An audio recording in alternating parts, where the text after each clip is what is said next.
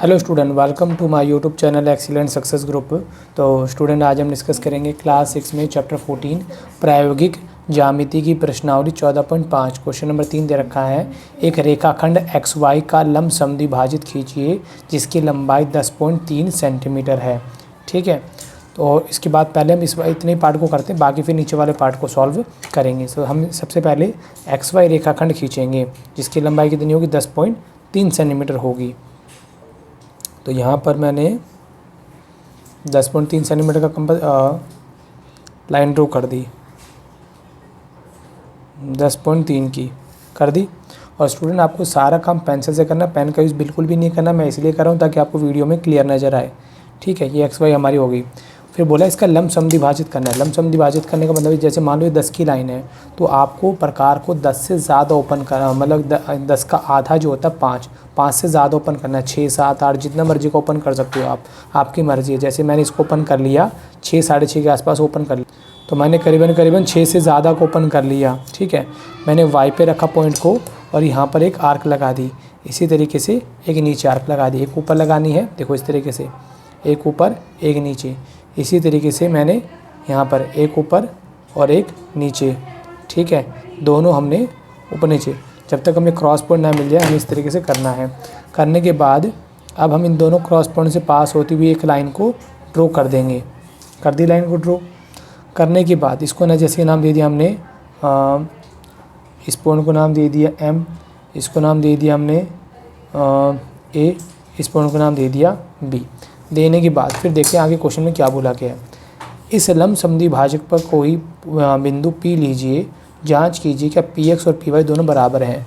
तो देखो, जो हमारा लंब समद्विभाजक जो है AB है, इस पर कोई भी बिंदु लेना, हमें लाइक P ले लेना है। ठीक है, तो जैसे मैंने पॉइंट P को यहाँ पे ले लिया, उस P बिंदु को X से और Y से दोनों से मिला देना है हमें। तो मैंने X को P से मिला दिया और P को मिला दूँगा Y से। ठीक है, ये लो जी, ये हमारा ए पार्ट यहाँ पे कंप्लीट हो गया। ये हमारा PX और PY आ गया। बोला यदि M रेखाखंड XY का मध्य बिंदु है, M जो है वो रेखाखंड XY का मध्य बिंदु है, तो MX और XY के विषय में, देखो MX कौन सा हुआ, ये रहा, और MY कौन सा रहा, ये रहा, के विषय में आप क्या कह सकते हो। देखो, मध्य बिंदु का मतलब यही होता है कि वो पॉइंट उस लाइन के बीचों बीच का पॉइंट है और वो दोनों तरफ के जो हिस्से होते हैं वो बराबर होते हैं। जितना हमारा MY होगा उतना ही हमारा कौन होगा, MX होगा। ठीक है, जितना हमारा ये मध्य बिंदु का मतलब ये हुआ, जैसे मान लो स्केल है, इसका मध्य बिंदु ये है, तो जितनी दूरी यहाँ पर यहाँ होगी, जैसे मान लो ये 4 सेंटीमीटर, तो इधर भी कितना होगा, 4 सेंटीमीटर ही होगा।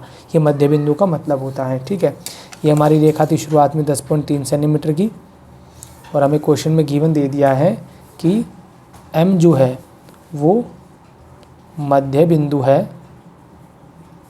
मध्य बिंदु किसका, XY को, और साथ ही साथ जो हमारा AB रेखाखंड है, AB वो क्या है, XY का लंब समद्विभाजक है, लंब समद्विभाजक है।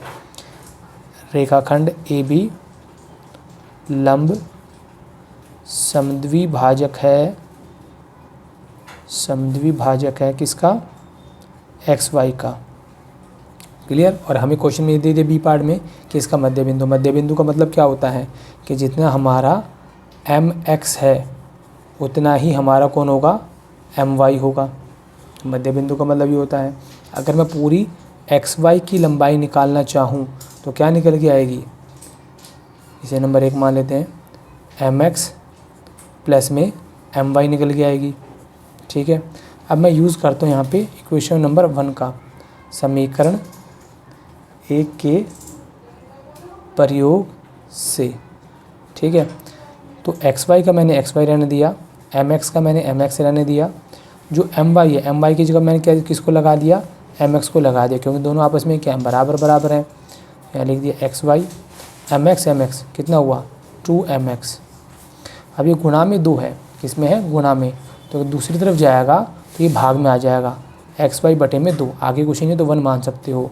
तो यानी कि जो MX और MY दोनों आपस में बराबर थे, यहाँ लिख देता हूँ मैं 1/2 XY, MX और MY दोनों आपस में बराबर थे। MX और MY दोनों XY के आधे हिस्से होंगे, आधा हिस्सा MX होगा और आधा हिस्सा MY होगा। ठीक है, इससे हम ये सिद्ध कर सकते हैं। अगर एम मध्य बिंदु होगा तो एम एक्स और एम वाई दोनों एक्स वाई के 1/2 होंगे, यानी कि आधे आधे हिस्से होंगे। क्लियर। इसी के साथ हमारा क्वेश्चन नंबर 3 यहाँ पे कंप्लीट होता है। चाहो तो थोड़ा सा इसको ये भी कर सकते हो कि एक्स वाई की लंबाई कितनी दे रखी है हमें 10.3, पीछे कुछ नहीं है तो एक 0 मान सकते हो। यहाँ लिखोगे एम एक्स और एम वाई, तो 2 में इसका भाग देंगे 10.30 में, सॉरी 10.30 में, तो 2 5 10, 1 उतारा, डेसिमल आ रहा, पहले डेसिमल लगाएंगे, 2 1 कम 2, 1 बच के उतारा 0, 2 5 10, तो यानी कि ये निकल के आ जाएगा 5.15 सेंटीमीटर। किसकी लंबाई होगी? एम एक्स की और एम वाई की। इसी के साथ हमारा क्वेश्चन नंबर 3 यहाँ पे कंप्लीट होता है। अब डिस्कस करेंगे हम क्वेश्चन नंबर 4 को। क्वेश्चन नंबर 4 में बोला गया है 12.8 सेंटीमीटर लंबा एक रेखाखंड खींचिए, रूलर और प्रकार की सहायता से इसके 4 बराबर हिस्सों में विभाजित करना है, भाग करना है। मापन द्वारा अपनी रचना की जांच भी करनी है और उसको नाप कर चेक भी करना है कि ये सही है या गलत है। तो सबसे पहले हम 12.8 सेंटीमीटर लंबाई का रेखाखंड भी खींच लेते हैं। ठीक है, 12.8, तो 12.8 देखो ये 12 हो गया, 13 से थोड़ा सा पहले आ जाएगा 12.5, क्योंकि छोटी छोटी लाइनें होती है ना, एक पॉइंट एक की होती है, 0.1 2 3 4 5 6 7 8, 13 से थोड़ा सा मामूली सा पीछे होगा, ये हमारा रेखाखंड हो जाएगा। आप इसको जो मर्जी नाम दे सकते हो, तो मैं इसको नाम देता हूँ ए बी नाम दे देता हूँ। ठीक है, इसका हमें क्या करना है? आधा करना है। आधा करने का तरीका क्या है? ए बी आ गया, आने के बाद इसका आधा करना है। आधा करने का तरीका 12.8 है, यानी कि करीबन 13 मान लो। 13 का आधा कितना होता है? 6.5। तो हमें प्रकार को 6.5 से ज़्यादा ओपन करना है, चाहे आप 7 का ओपन कर लो या 8 का ओपन कर लो। क्यों करना है ऐसा? ताकि हम इसकी चाँप लगा सकें, वरना चाँप लग पाना पॉसिबल नहीं हो पाएगा। तो एक चाँप हमने ऊपर लगाई, एक चाँप हमने नीचे लगाई, पॉइंट ए पे रखा, एक ऊपर लगा दी, एक नीचे लगा दी। इस तरीके से हमें 2 क्रॉस पॉइंट मिल जाते हैं। ठीक है, इस क्रॉस पॉइंट को नाम दे दिया हमने एक्स और वाई, दोनों को मिला देंगे हम, एक्स और वाई को। जहाँ पर ये इंटरसेक्ट होके जा रहे हैं, इसको नाम दे दिया मैंने सी दे दिया। तो पहले शुरुआत में हमने एक पूरी लाइन के 2 हिस्से करे, फिर जो हिस्सा आया है अब इसका भी आधा करेंगे। कंपास को थोड़ा चाहो तो छोटा कर सकते हो, क्योंकि हमें जो लाइन है जिसका आधा करना है उससे आधे से ज़्यादा चाहिए। जैसे मान लो ये लाइन का आधा यहाँ पे होगा, इसे थोड़ा सा ज़्यादा ओपन कर लेना है। सी पॉइंट पे रखा, आर्क लगा दिए, एक ऊपर एक नीचे। इसी तरीके से ए पे रखेंगे, एक ऊपर आर्क लगा देंगे और एक नीचे लगा देंगे। इन दोनों पॉइंटों को हम मिला देंगे। अब तो ये मैंने मिला दिया। मिलाने के बाद इस पॉइंट को नाम दे देता हूँ, जैसे कि एक्स वाई, इसको नाम दे दिया एम एन, और इस पॉइंट को नाम दे देता हूँ मैं डी। 2 हिस्से हो गए बराबर बराबर। अब जो हमारा बीसी पार्ट है, इसका हम क्या करेंगे? आधा करेंगे। तो सेम टू सेम वही कंसेप्ट है, जैसे सी का किया वैसे बीसी का कर देंगे हम आधा। एक चाप हमने ऊपर लगाई, एक चाप हमने नीचे लगा दी, फिर सी पे रखा, एक ऊपर लगा दी और एक चाप हमने नीचे लगा दी। ठीक है, ये हमारे क्रॉस पॉइंट आ गए। इन दोनों पॉइंटों को हम मिला देंगे। मिलाने पर ये रेखा हमारे कुछ इस तरीके से बन जाएगी।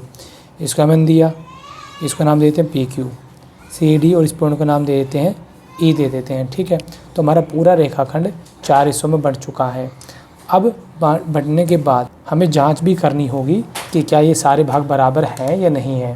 तो यहाँ पर पहले मैं लिख देता हूँ कि सी जो है, सी मध्य बिंदु है, क्योंकि इसका समद्वि भाजक कौन था? एक्स वाई था ना। सी मध्य बिंदु है किसका? ए बी का, जिसकी वजह से हमारा ए सी और बी सी दोनों आपस में क्या होंगे? बराबर होंगे। ठीक है, और फिर हमने डी बनाया था, डी मध्य बिंदु है किसका? डी मध्य बिंदु है ए सी का। इस वजह से जितना हमारा ए डी होगा उतना ही हमारा कौन होगा? सी डी होगा। और ई भी हमारा मध्य बिंदु था किसका? बी सी का। ई मध्य बिंदु है किसका? बी सी का, जिस वजह से हमारा सी ई बराबर होगा किसके? बी ई के। क्लियर? तो यानी कि चारों पार्ट मैंने बराबर बराबर हिस्सों में बांट दिए। 1 2 3 4 भागों में बढ़ चुके हैं ये। तो बात शुरुआत करते हैं हम यहाँ से। देखो ए सी और बी सी टोटल हमारी 12.8 है। 12.8 का अगर आधा करेंगे तो 6.4 सेंटीमीटर होगा। फिर 6.4 का हमने आधा किया तो 6.4 का आधा कितना होगा 3.2 सेंटीमीटर होगा। ठीक है, 3.2 ही होगा, 3.2 ही होगा। इसी तरीके से 6.4 ये था, इसका आधा आधा इस हमने किया तो 3.2 ये सेंटीमीटर बराबर होगा। तो ये देखो ये चारों पार्ट 3.2 के बराबर है, तो सारे के सारे एक दूसरे के क्या होंगे, बराबर होंगे। तो यहाँ लिख देता हूँ मैं AD बराबर होगा CD के, बराबर होगा CE के, बराबर होगा BE के, और चारों किसके बराबर होंगे 3.2 सेंटीमीटर के। और हमें बोला गया है कि इसको माप के द्वारा भी हमें जांच करना कि ये सही है या गलत है। तो चलो मापना शुरू करते हैं। सबसे पहले AD को नापा, AD भी हमारे देखो ये 3 रहा, 0.2 ही आगे जा रहा है यहाँ पे। ठीक, फिर हमने CD को नापा, तो CD देखो ये रहा 3, 2 पॉइंट आगे 3.2, ठीक है। फिर हमने CE को नाप के देखा, ये 3 आ रहा तो 0.1 और 2 पॉइंट आगे है। इसके बाद हमने BE को नाप कर देखा, तो BE 3 ये रहा, 0.2 आगे हैं। तो यानी कि चारों पार्ट हमारे बराबर हैं। ये वाला पार्ट इसके बराबर, इसके बराबर, इसके बराबर, चारों एक दूसरे के बराबर है। इसी के साथ हमारा क्वेश्चन नंबर 4 यहाँ पे कंप्लीट होता है। उम्मीद करता हूँ स्टूडेंट आपको क्वेश्चन समझ में आ गया होगा। अगर आपको वीडियो पसंद आए तो वीडियो को लाइक करें, शेयर करें, कमेंट करें और इस चैनल को ज़रूर सब्सक्राइब कर लें।